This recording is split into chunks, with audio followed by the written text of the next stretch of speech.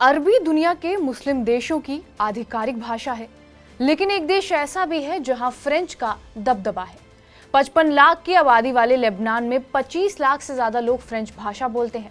दिलचस्प बात यह भी है कि लेबनान की आबादी में 68% मुस्लिम है। अब सवाल ये भी है कि यहाँ अरबी के बीच कैसे फ्रेंच का दबदबा बढ़ा। अगर आप लेबनान जाएंगे तो बहुत आसानी से लोग फ्रेंच बोलते मिल जाएंगे और अब लेबनान फिर से चर्चा में है। चर्चा की वजह है एयर स्ट्राइक। इजराइल ने लेबनान पर हवाई हमले किए हैं और इन हमलों में हिजबुल्लाह के ठिकानों को निशाना बनाया गया है। 1600 हमलों में 492 लोगों की मौत हो गई, इमारतें तहस नहस हो गई।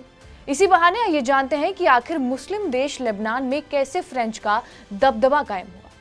यूरोपीय भाषा फ्रेंच कैसे लेबनान का हिस्सा बनी, इसे समझने के लिए इतिहास के पन्नों को पलटना होगा। लेबनान की आज़ादी से पहले यहाँ फ्रांस का कब्जा रहा है। फ्रांस के शासन के दौर में यहाँ उनकी कॉलोनियां बनी, वहाँ के लोगों की संख्या बढ़ी और उनकी भाषा और कल्चर फूला फला। फ्रांस ने लेबनान में दशकों तक शासन किया। ये शासन 1943 तक लेबनान को फ्रांस से आज़ादी मिलने तक लागू रहा। यही वजह है कि जब जब लेबनान में अशांति होती है तो फ्रांस सक्रिय हो जाता है और कई कदम उठाता है। लेबनान पर फ्रांस ने ऐसा असर छोड़ा है कि आज तक वो इससे पूरी तरह निकल ही नहीं पाया है।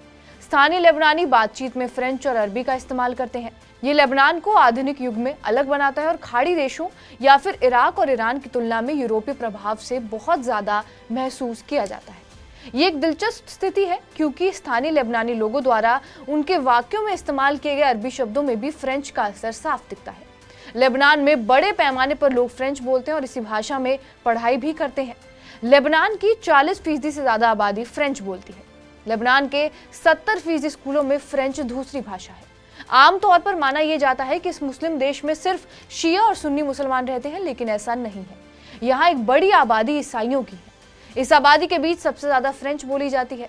अगर कोई लेबनान जाता है तो वहाँ अरबी, फ्रेंच और अंग्रेजी जैसी भाषाएं सबसे ज्यादा सुनी जा सकती है।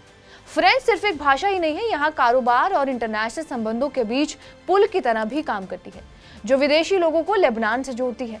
कारोबार का दायरा बढ़ाने के लिए भी ये मदद करती है और यूरोपीय देशों में संबंध बनाने में अपना रोल भी निभाती है।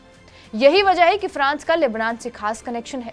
लेबनान में हुए इजरायली हमलों के बाद फ्रांसीसी राष्ट्रपति मैक्रोन ने बम विस्फोटकों पर भी गहरी चिंता जताई और उनका मानना है कि ऐसी घटनाएं तनाव को बढ़ाएंगी। इसके साथ ही उन्होंने लेबनान के राजनीतिक और सैन्य नेताओं को जिम्मेदारी से काम करने की भी अपील की है। सभी लेबनानी दलों को संयम रखने की भी बात कही गई है। बहरहाल, आपका इस वीडियो पर क्या कुछ कहना है हमें कमेंट बॉक्स में जरूर बताएं। बाकी देश और दुनिया की तमाम बड़ी खबरों के लिए बने रहिए हमारे साथ TV9 डिजिटल पर।